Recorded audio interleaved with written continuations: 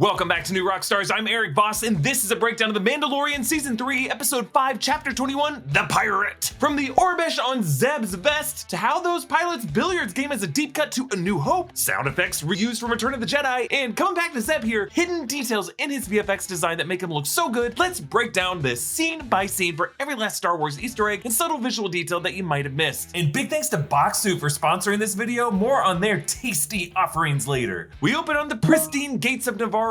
These were in ruins in Season 1, so now their repairs this season were a big deal until this episode. The statue of IG-11 in the plaza remains disassembled from Din and Greef's attempt to reboot him with the Anzellans in Chapter 17, and since Din was unable to find a new chip, they really seem to have dropped this. But we'll see if IG-11 comes back in these final few episodes. Greef Karga's city map labels 3 spots in Orbesh: on the left, East Court; in the middle, Pole Cushion; and on the right, Landing Yard. But this planning session gets interrupted when Greef looks down at the plaza to see a shadow moving across the yard. And for a second, we think it's an Imperial Star Destroyer, but it's actually Gorian Shard's Cumulus-class Corsair battleship. The name Corsair comes from Legends, the 2005 Dark Lords of the Sith comic from Dark Horse. The Corsair was a Daraphin-class Sith battleship with Sith crystals that could tear out the core of a star. The design of this ship does pay homage to that with its hooked nose, like a bottle opener, or the beak of a bird digging for prey. The Cumulus class takes its name from the cumulus clouds. Those are the white puffy types of clouds that fill the sky. Now this ship's hull seems to be painted in a camouflage design. You ain't exactly camouflaging yourself if you're that big up over a city, but does give it the militaristic look, like a tank that is painted that way. And the history of its Corsair name and the looming shadow visual of its cumulousness, it just gives this pirate ship an Imperial vibe. As Carson Teva later explains that this pirate activity gives him a bad feeling about this when it comes to the rising threat of the First Order. Just seems like the pirate nation is being manipulated to chip away at the New Republic and to keep them distracted. Gorian Shard is the pirate king we met briefly in Chapter 17, played by Nonso Anozi from Game of Thrones, and keeping in with the pirate tradition, he's like Davy Jones, or I guess in this case a Greenbeard take on Redbeard or Blackbeard. Greef connects to the call with him, and I like how he takes a moment to steady himself and assume a commanding pose, you know, like we all do before signing into Zoom meetings. But Gorian Shard's holo projection is set to huge, so he ends up just taking a higher status in this negotiation. And I love it. As Gorian talks, Greef's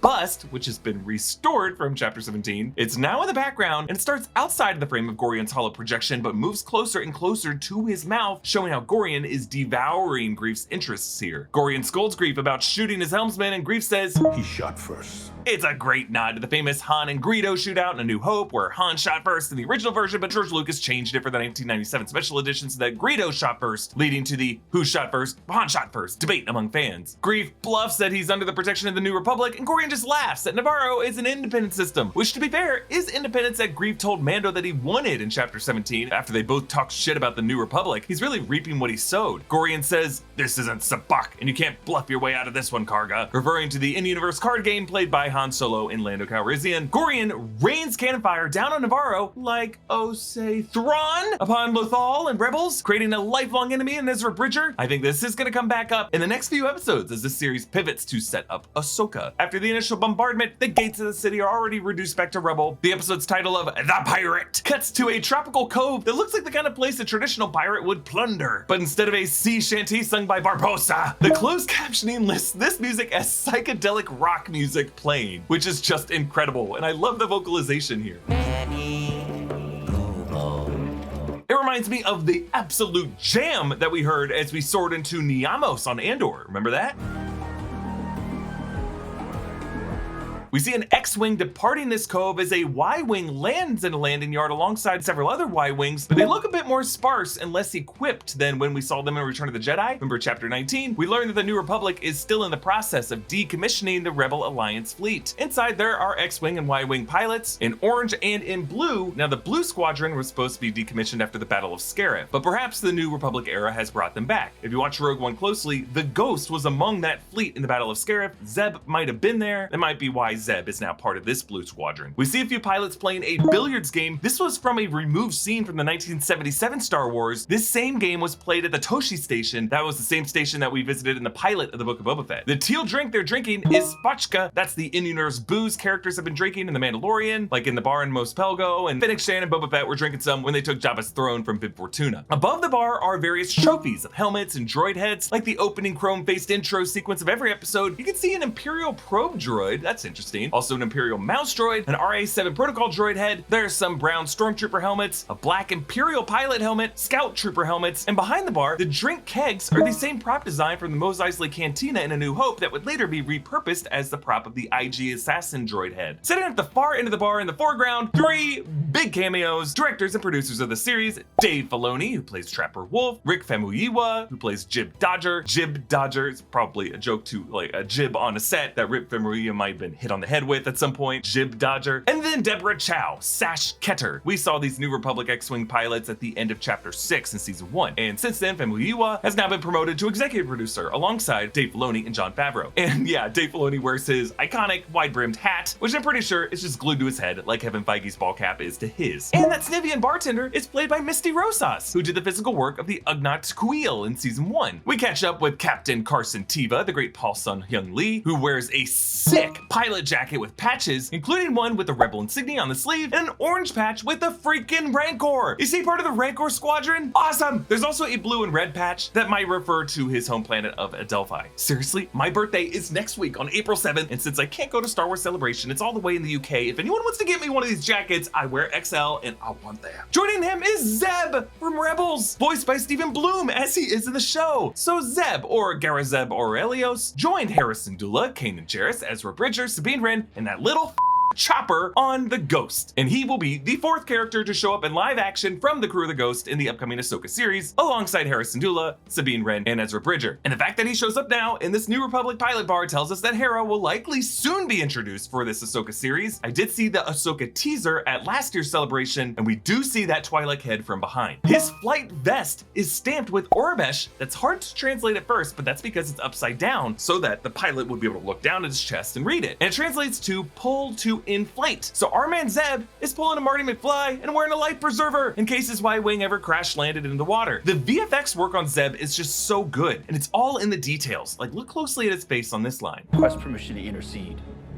They haven't returned a dispatch in weeks. They're swamped. Yeah, the frequent blinking, the way his nose wrinkles, and his temple twitches as he awkwardly has to remind his buddy how hopeless this is. Just a few subtle gestures, along with the limited screen time and the well-matched naturalistic lighting, and yeah, that worn down, upside down Aurebesh. All these details work together to make it feel like the guy is sitting here with us. And I'm not afraid to say it. On Disney Plus, Lucasfilm has much better VFX than Marvel does. And I believe it's because Lucasfilm's animators work in-house. And these folks grew up with the animated versions of these characters and have spent their entire lives dreaming about bringing them into live action. Whereas Marvel tends to outsource their VFX, and they pit these companies against each other, they work them to the bone, and all that creative exhaustion ends up showing. And Zeb says, "Good luck.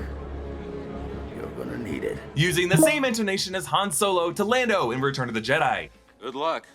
You're gonna need it." So Teva goes to the New Republic building on Coruscant and meets with Colonel Tuttle, Tim Meadows. That yellow astromech droid is the same one who visited Dr. Pershing's desk in Chapter 19, and the hard discs on that tray are the same prop design as the disc with the Death Star plans that was handed to Leia at the end of Rogue One. In fact, Greef Karga initially recording this message does feel a lot like Leia recording the message and handing it to R2-D2. Elia Kane comes back and she butts in to mention that Nevarro never actually signed the New Republic Charter. The New Republic Charter! This is actually brought up in Claudia Gray's Bloodline as a kind of constitution that outlines the role of positions like Chancellor and First Senator. Kuil actually brought it up in Chapter 7, referring to the whole Finders Keepers clause of him now being able to claim IG-11's body himself.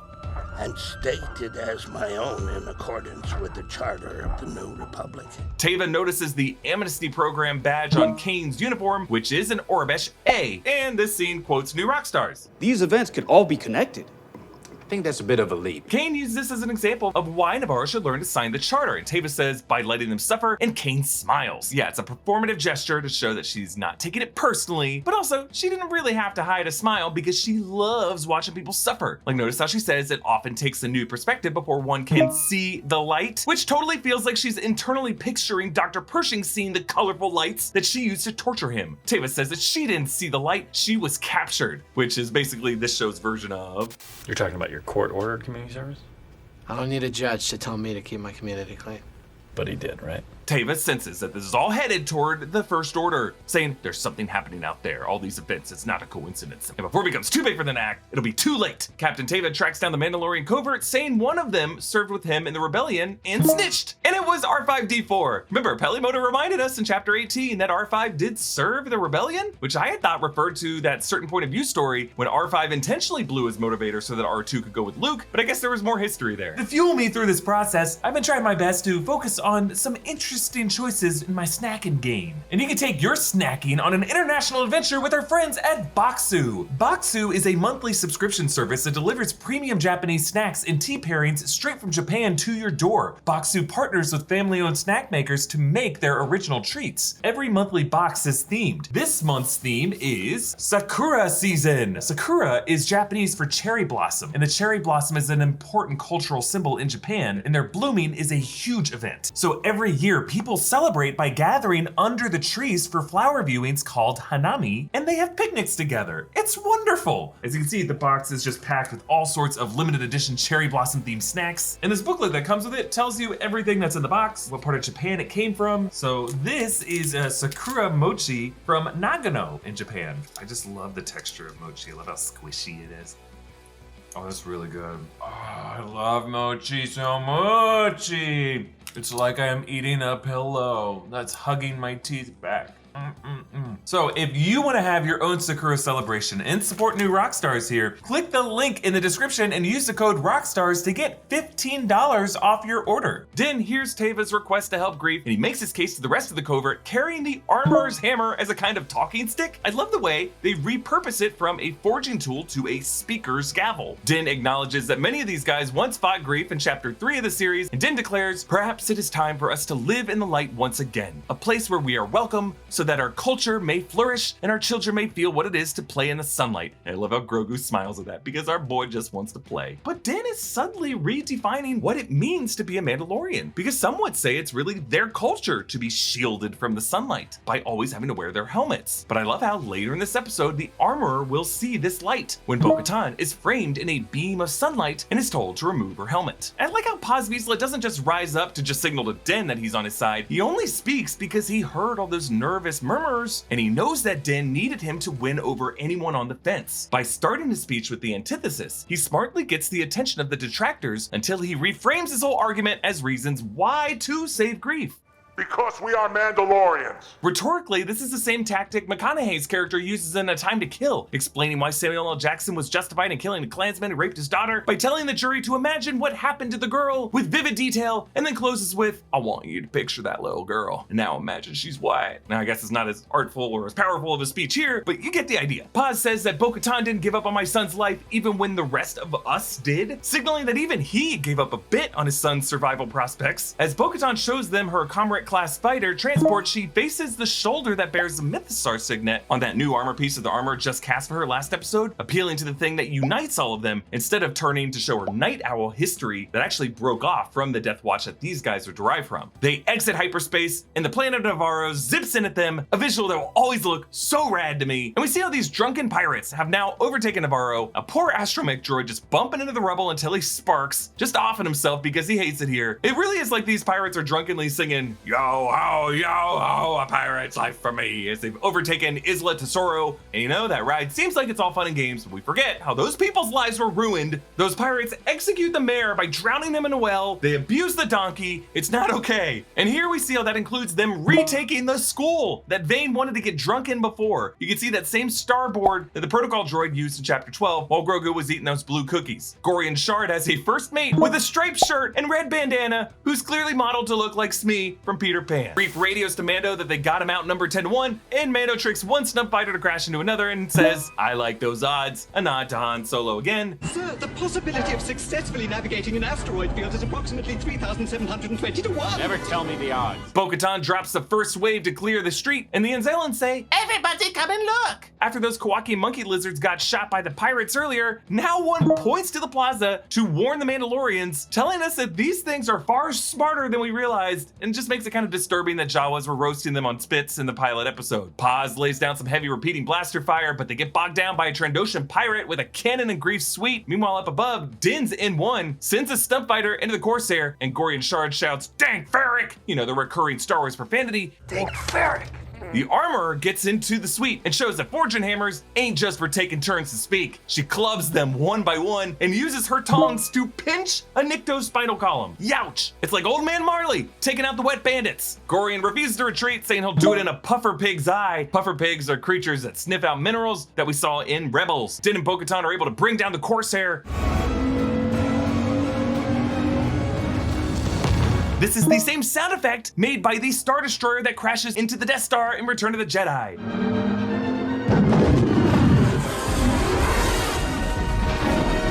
Now this slams into the side of an active volcano, and we see the ground quake. It's a seismic event that I would be nervous around anywhere with hot springs and active lava flows, but it doesn't matter. They all cheer, and we hear those Anzellans shout, "It's gonna be okay!" Which is something I'm just gonna start cheering whenever I'm excited, because that's all we can really hope for, right? That it's just gonna be okay. Now, in this cheering crowd, I love what I call extra extras. Like this super psyched out person in front of the N1, because if you've ever been on a production set, for sound purposes, extras often have to emote and cheer silently, and they'll fill in the sound effect later during the dubbing process. So this person is just really screaming silently here. Thank you. Grief declares that the territory from the lava flats to Bullock Canyon will go to the Mandalorians. This is a wonderful nod to Jeremy Bullock, who died relatively recently, and he played the physical performance of Boba Fett in the original trilogy. Between this and Ahmed Best last week, I really like how they're showing their love to the cast. Paz escorts Bo-Katan back into the sewers where they once hid, and we hear Ludwig Göransson's moody electric guitar strings from the pilot episode.